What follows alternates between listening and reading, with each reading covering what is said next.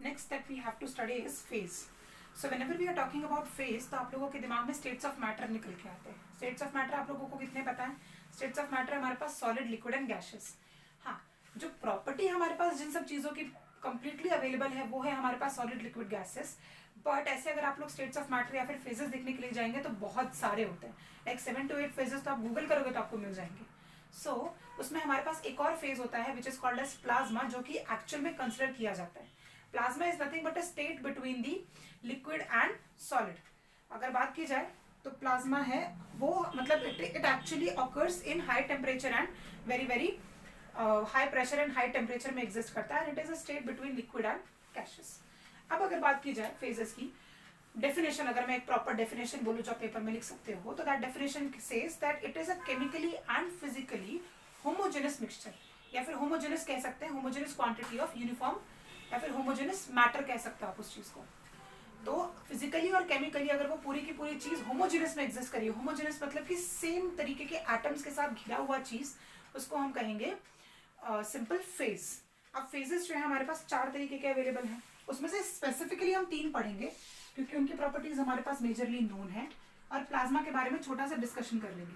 So we have gaseous और gases, या फिर सॉलिड लिक्विड गैस करते हैं, वो ज्यादा इजी हो जाता है. एक बार में प्रॉपर्टी जो है वो हाई टू लो चली जाती है, फिर लो टू हाई जाती है. तो ये रहा सॉलिड, ये रहा लिक्विड, और ये रहा गैसियस और गैसेस. अब सॉलिड फेज वो होता है जिसके अंदर जो मैटर्स है या फिर जो एटम्स है, they are very very closely packed.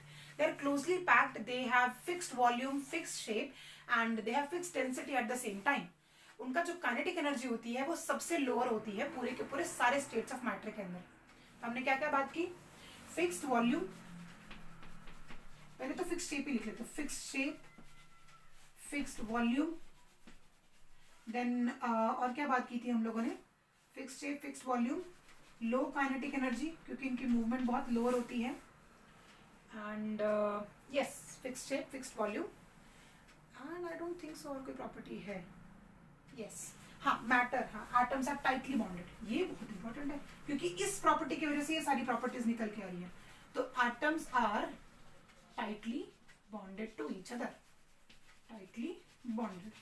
ये एक हुआ fixed shape, fixed volume, low kinetic, least kinetic energy लिख लो, least kinetic energy, and atoms are tightly held. Where liquid के केस में क्या होता है? लिक्विड के केस में जो है वॉल्यूम कांस्टेंट होता है, वॉल्यूम प्रॉपर है उसका, बट शेप वैरी करता है. तो हम कहते हैं ना be like water which can change its shape depending upon the ability of or depending upon the container. So change yourself as the environment around yourself changes. So liquid has no shape, no fixed volume but has a fixed volume है but fixed shape नहीं है इसको. इसकी kinetic energy moderate में आती है, and other than that molecules are held together by forces of attraction but weak. इनके forces of attraction as compared to solid state थोड़े से weak हो जाते हैं. तो has fixed volume, यहाँ पर कह सकते हैं हम लोग फिक्स्ड वॉल्यूम है उसके पास, but no fixed shape, no fixed shape, and मतलब मॉडरेट फोर्स ऑफ अट्रैक्शन है इसके बीच में. अगर कंपेयर करेंगे हम तीनों को तो so moderate force of attraction. हाँ, high kinetic energy, kinetic energy अच्छी होती है इनके अंदर, high kinetic energy. Kinetic energy का सिंपल मतलब होता है the ability of any particle to move from one place to another. We all know that water can move, water बहुत आसानी से मूव कर सकता है, जिसकी वजह से हम कह सकते हैं कि इट हैज अ गुड और we can say high kinetic energy.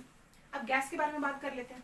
तो गैस क्या होते हैं? इनमें देखो, इनमें तो ना ही फिक्स्ड वॉल्यूम होता है और ना ही fixed what we can say shape होता है, एकदम रैंडमली मूव ही करते रहते हैं. हाँ, random movement of gas is also called as Brownian motion, तो वो भी आप लोगों को यहाँ पर कवर हो गया. So no fixed volume, same लिखेंगे, no fixed shape, no fixed shape, very high kinetic energy, मतलब highest kinetic energy लिख लो, highest kinetic energy. Diffusion की प्रॉपर्टी बड़ी अच्छी होती है. Gases have a very very good diffusion property. Gases के बीच में क्योंकि spaces present रहते हैं, तो यहाँ पर कह सकते हैं कि high spaces between the particles, वो between particles, and kinetic energy लिख लिया, एंड फोर्स ऑफ अट्रैक्शन बहुत लेस रहता है, तो लीस्ट फोर्स ऑफ अट्रैक्शन अगर कंपेयर कर रहे हैं तो लीस्ट फोर्स ऑफ अट्रैक्शन, इसलिए तो एक दूसरे से दूर दूर मूव करते हैं ये लोग। So least force of attraction exist करता है इनके बीच में। हाँ, गैसेस में काइनेटिक एनर्जी ज्यादा कैसे होती है, कैसे प्रूव कर सकते हैं, तो एक सिंपल सा कंसेप्ट है। अगर कहीं पर मैगी बन रही हो तो फटाफट स्मेल आ जाती है ना। अगर किसी पड़ोसी के भी घर में मैगी बन रही हो तो आप लोगों का स्टार्ट हो जाता है कि मम्मी मैगी बन रही है, हम भी बना लें। तो कैसे पता चला कि मैगी बन रही है? Because you can smell it, and the smell is coming with the air which is flowing from their home to yours. So क्योंकि जो गैसेस मॉलिक्यूल्स है वो इतने फास्ट फ्लो कर सकते हैं, इसी वजह से आपको स्मेल आ जाती है। और फ्लो करने का ही मतलब है कि काइनेटिक एनर्जी कंसिस्ट करती है उसके अंदर। So this is everything about the solid, liquid and gases. अब प्लाज्मा की बात की जाए तो प्लाज्मा ऐसा स्टेट है जो हाई टेम्परेचर और हाई प्रेशर में एग्जिस्ट करता है। But as of now, we don't have a lot of data about plasma, and that is why we cannot discuss it to this extent. So this is everything about simple phases. अब phase changes कैसे होते हैं? आप लोगों को वो triangle तो पता ही होगा, बट उसका एक छोटा सा हम लोग पार्ट यहाँ पर यूज करेंगे। छोटा पार्ट यूज करेंगे हम लोग यहाँ पर। कैसे? देखो, सॉलिड जो है, सॉलिड लिक्विड में कन्वर्ट होगा और लिक्विड जो है वो गैस में कन्वर्ट हो सकता है। लेकिन सॉलिड लिक्विड में कैसे कन्वर्ट होगा? अगर आप उसकी हीटिंग करेंगे तो, ठीक है, अगर आप लोग उसकी हीटिंग करेंगे तो solid can convert into liquid, and liquid को अगर आप फर्दर वेपराइज करेंगे तो वो किस में कन्वर्ट होगा? गैसेस में। तो यहाँ पर जो प्रोसेस इंक्लूड होगा, this is simply called as melting, इसको मेल्टिंग कह सकते हैं। और यहाँ पर आप कह सकते हो प्रोसेस ऑफ वेपराइजेशन, वेपराइजेशन। लेकिन अगर आप गैस को कंप्रेस करोगे, ठीक है, अगर आपने गैस को कंप्रेस किया, यहाँ पर हम लोग वर्ड यूज कर सकते हैं कंप्रेस, तो वो क्या बनाएगा? आपको वापस लिक्विड देगा। और लिक्विड को अगर आप फ्रीजिंग के थ्रू लेकर जाओगे, मतलब आप उसकी अगर फ्रीजिंग करवाओगे, जैसे हम लोग आइस की फ्रीजिंग करवाते हैं, तो वो क्या करेगा? आपको लिक्विड से वापस सॉलिड फेज देगा। ये वाटर के केस में पढ़ना बहुत आसान होता है। सो वाटर को बॉईल करो, वो आपको लिक्विड में कन्वर्ट, सॉरी, आइस को हीट करोगे तो आपको वाटर देगा, वाटर को बॉईल करोगे तो आपको क्या देगा? स्टीम देता है। So this is about the phase changes and everything about phases.